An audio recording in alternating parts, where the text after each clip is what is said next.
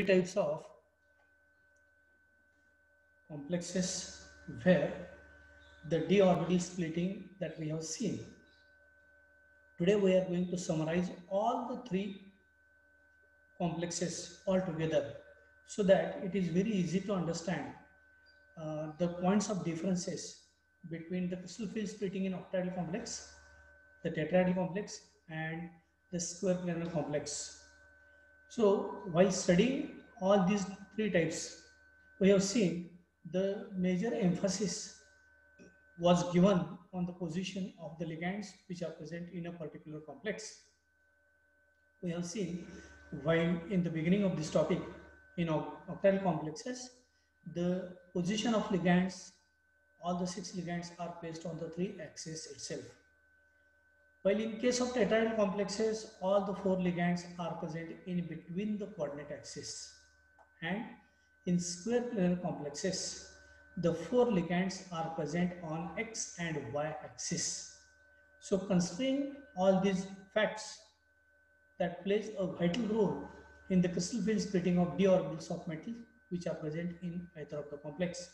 So today we are going to summarize all the three complexes together so that if some of you have some doubts, those doubts will be cleared during this lecture. So I am very much confident that if we summarize all these three complexes together, then it is very easy to understand and that will definitely help you during your exam time.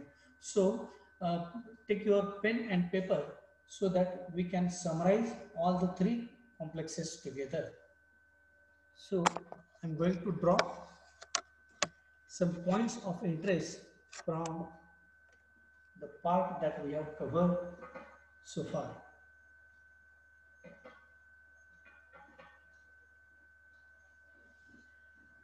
So you have to first of all write here at the top, you have to write the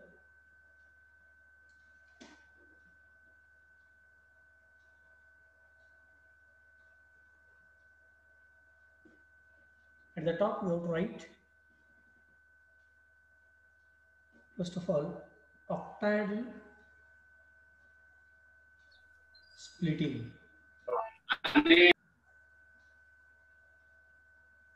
Octahedral splitting. So after writing the title, first of all, we have to draw a regular octahedron. So draw this regular octahedron. First of all, you have to show a slanted square. You have to draw this diagram side by side.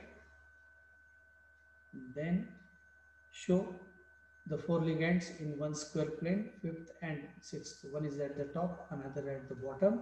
So these are the 6 ligands which are surrounded by this metal atom. Now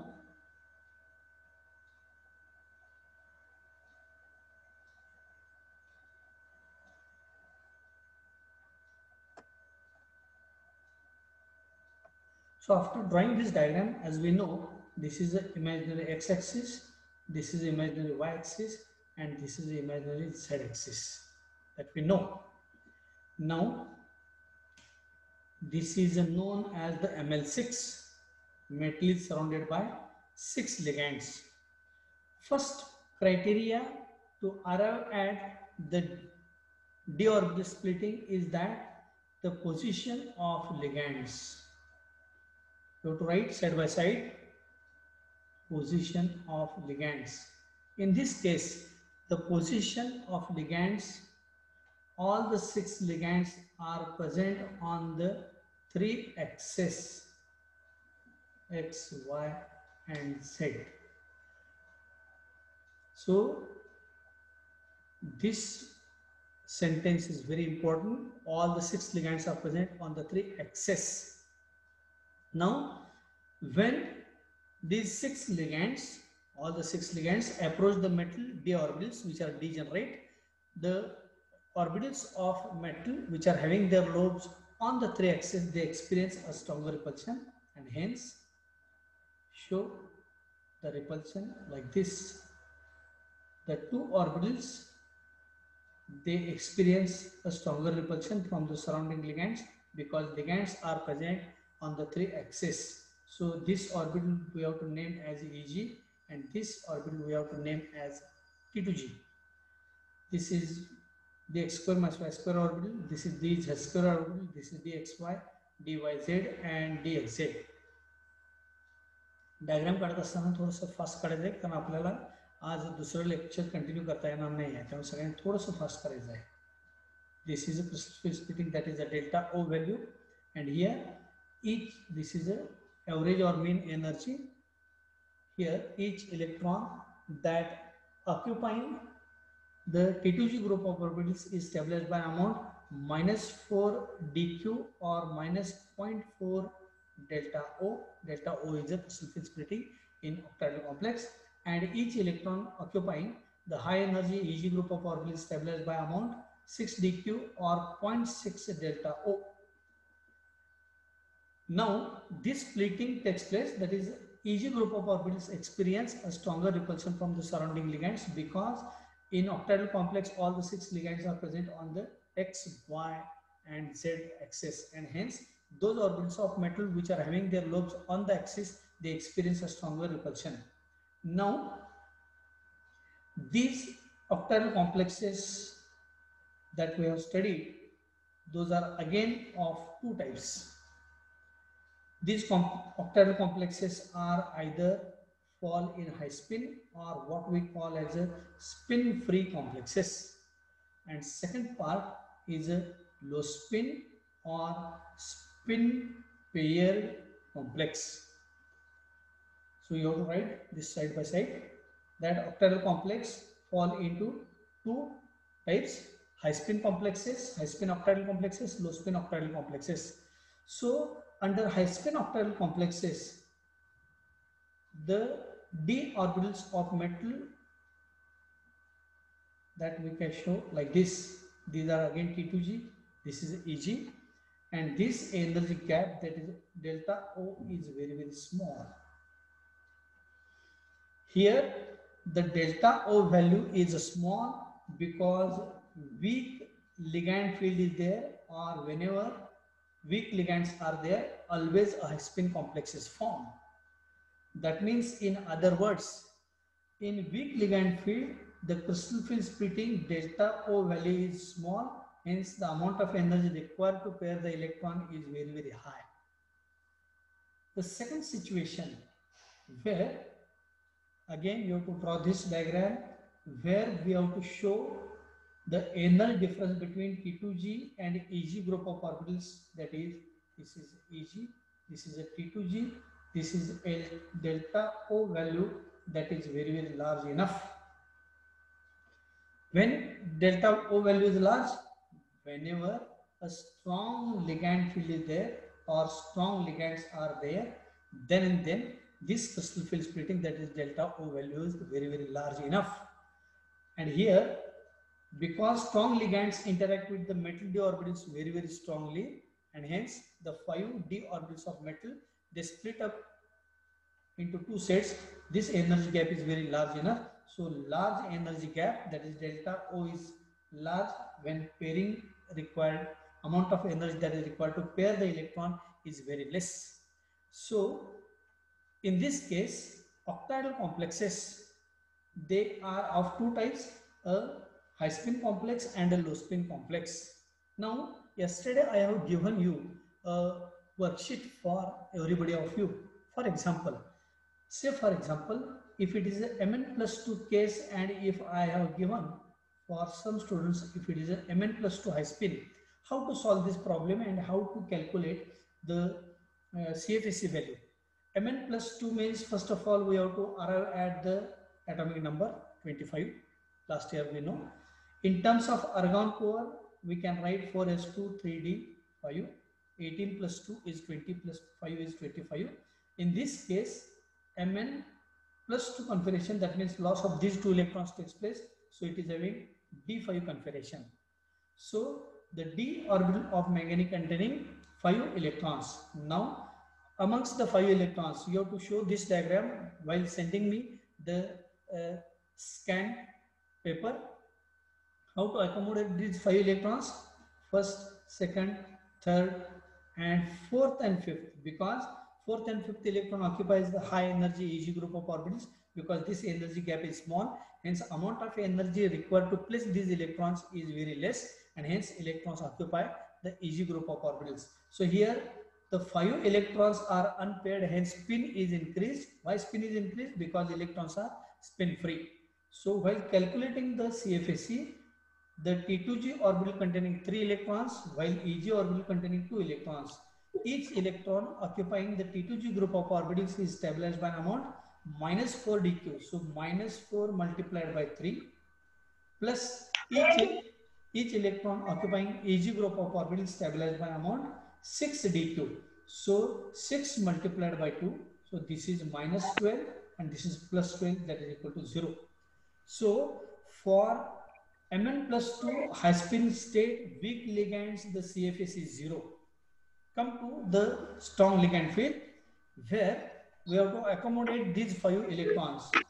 Amongst the 5 electrons, 3 electrons occupy singly, and this energy gap is very large enough, hence amount of energy required to place the electrons, the fourth and fifth electron, is very high, and hence this is not possible, and hence pairing takes place, because strong ligand field permits or forces those unpaired electrons to pair off. So less amount of energy is required to pair the electron.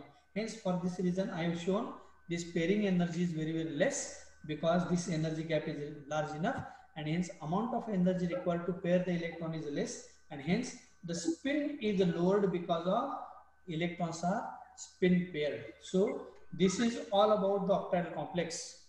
So this is how you have to show the worksheet. Now, if we move further for a tetrahedral complex, as we know, the tetrahedral complex means where this is a metal atom, Mn plus, this is a ligand, this is another ligand, this is another ligand, this is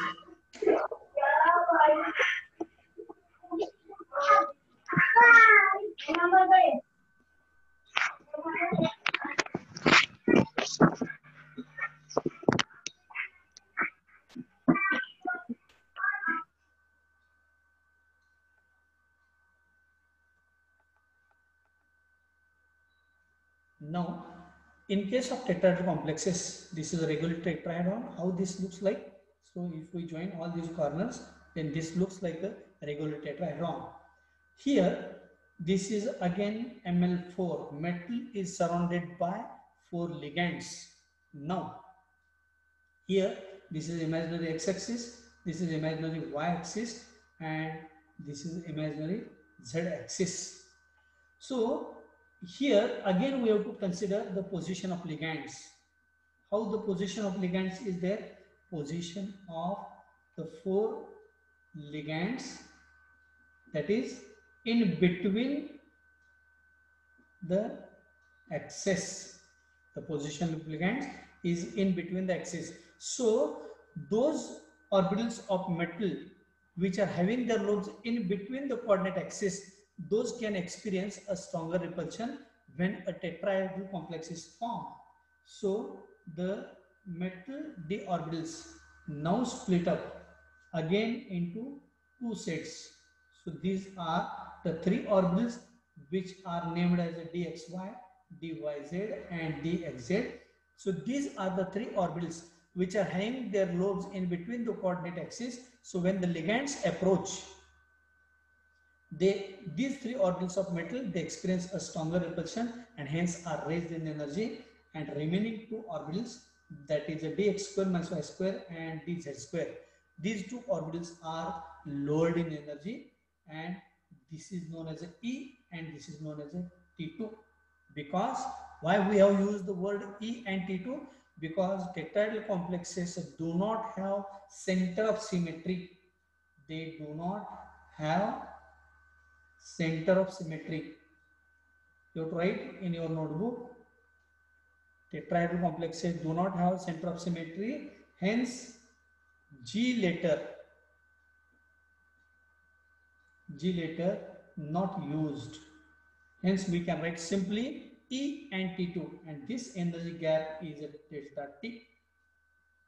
Now in this case, the crystal field splitting delta T is small, and hence amount of energy required to pair the electron is very high.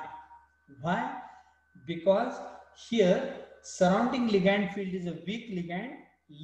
Under the influence of weak ligands, say for example, if we consider the 5 electrons, then the 5 electrons first of all occupy singly here, and the energy gap is small, and because the energy gap is small, lesser amount of energy required to place the electrons in high energy T2 orbitals. Here the situation is exactly reverse to that of octahedral complex, that every electron that occupying the E orbital stabilized by amount -6 dq or -0.6 delta T, and that electron occupying the high energy T2 group of orbitals stabilized by -4 dq or 0.4 delta T. Now during the discussion we have seen that the crystal field splitting, that is the energy difference between E and T2, is small. Why this energy gap is small? Because first reason, lesser number of ligands are present. Second reason, all the ligands are weak in the formation of a tetrahedral complex. Weak ligands should be involved. And third, weak ligands, the interaction is very poor. Because poor interaction is there, hence crystal field splitting tetrahedral complex is much more less as compared to octahedral complex, and hence weak ligands are involved. Hence we have generalized the statement that whenever weak ligands are involved, the complex is always high spin. So all tetrahedral complexes are high spin complexes, or they are referred as a spin free complexes. So if we try to quote one example, for example, NiCl4 2 minus or CuCl4 2 minus, just only 10 minutes are left, it is showing. So within 10 minutes I have to complete the next complex. That here this is a tetrachloronickelate 2 ion, and this is tetrachlorocuprate 2 ion. So this is all about the tetrahedral complex, where crystal field splitting value is small, delta T is less than P. That means energy required to pair the electron is very high, so pairing does not take place. Now the third complex is a square planar complex. You have to write the square planar complex. Again here in square planar complex, 4 ligands are involved, Ml4. If we want to show a geometry for square planar complex, we can show this as like this. Metal is surrounded by 4 ligands. Yesterday we have seen that when two trans ligands, that means opposite to each other, when two trans ligands are removed from octahedral complex, a square planar configuration can be imagined. Again, the first point that we have to give is the position of ligands. Here this is imaginary x-axis, this is imaginary y-axis. So all the 4 ligands are on the axis. Which are those? X and Y.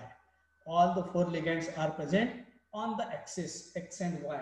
So the orbitals of metal, the 5 orbitals of metal, those orbitals of metal which are having their lobes on the coordinate axis X and Y, those can experience a stronger repulsion. So yesterday we have seen that in square planar complexes there are 4 such groups.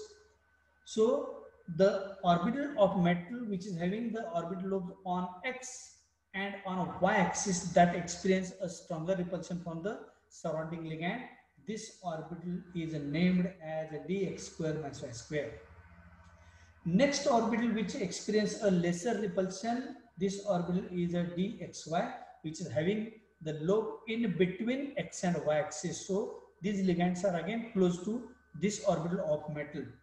The third orbital which experience again lesser repulsion from the surrounding ligands is a dz square, and the two orbitals which experience least repulsion is a dyz and a dxz orbitals. So yesterday we have seen that if we look at the octahedral complexes, it is seen that this orbital belongs to EG group of orbitals, while the next orbital that belongs to T2G group of orbital. The third orbital experiencing lesser repulsion again belongs to EG group of orbital, and a set of two orbitals which experience least repulsion from the surrounding ligand again belongs to T2G group of orbital. Now again here this crystal field splitting is denoted by delta SP.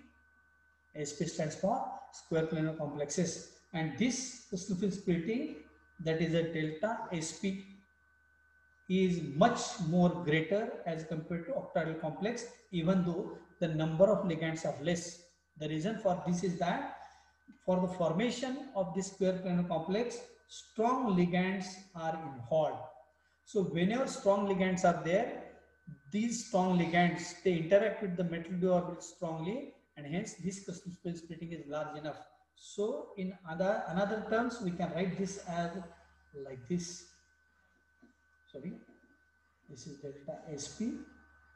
When it is large enough, amount of energy required to pair the electron is less, and hence pairing takes place. So almost all the square planar complexes are low spin complexes because or spin paired complexes. Surrounding strong ligand field does not permit the electrons to remain unpaired and forces those electrons to pair off. So pairing takes place, which lowers the spin, and hence such complexes are always low spin. So in brief, the octahedral complexes, there are two octahedral complexes, two types. One is a high spin, another is a low spin. I have explained this elaborately. The tetrahedral complexes are most of the times high spin because weak ligands are involved in the formation of this tetrahedral complex, and the reason I have again explained that three reasons. For these three reasons, the crystal field splitting, that is delta T value, is very less as compared to the octahedral complex. And just now we have seen that the square planar complex where the position of ligands is on the axis. So this is how we can explain all these three types one by one. So in a nutshell, if we want to conclude all these, then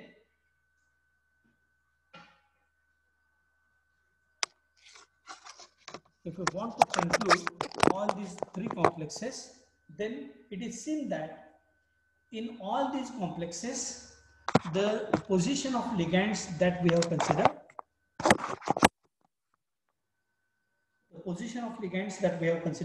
that in octahedral complexes, the position of ligands is on the three axes. In tetrahedral complexes, the position of ligands is in between the coordinate axis, and in square planar complexes, the position of ligands is on the axis.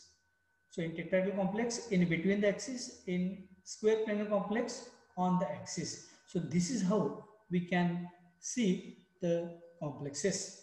So only 3 minutes are left. So if you have any doubt that I have already explained, then you can also ask in the chat box, or if you want to listen this video once again, then you have to send me a message on my WhatsApp, and I will send you the YouTube link so that you can again listen the same lecture, which will enable you to clear your all the doubts. So if you have any difficulty, just 2 minutes are left.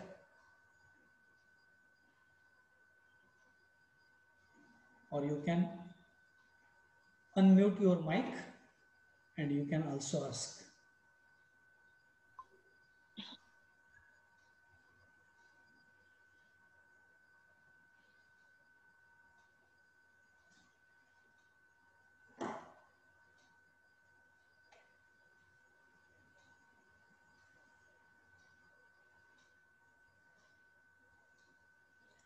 सेमिनारची तयारी करायची आहे. सेमिनारविषयी मी काल ग्रुपवर message पाठवलेला आहे. याशिवाय जे विद्यार्थी काल होते त्या सर्व विद्यार्थ्यांना मी मेसेज पाठवले. काही विद्यार्थ्यांची नावं चुकून राहिलेली होती, त्यांना देखील